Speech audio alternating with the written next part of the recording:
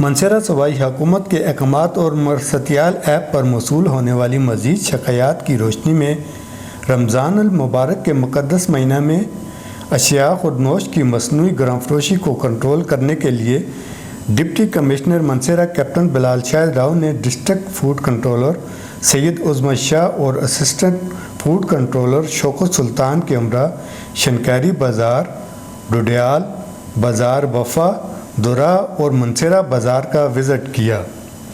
دوران انسپیکشن سبزی فروٹ فروش، قصاب، بیکری اور مختلف اشیاء خودنوش کی دکانوں کا معائنہ کیا گیا اور گرام فروشوں کے خلاف کارروائیاں کی گئیں۔ دوران کارروائی 110 دکانوں کا معائنہ کیا گیا، 30,000 روپے سے زائد جرمانہ کیا گیا۔ 9 FIR درج کر کے گرام فروشوں کو پابند سلاسل کر دیا گیا۔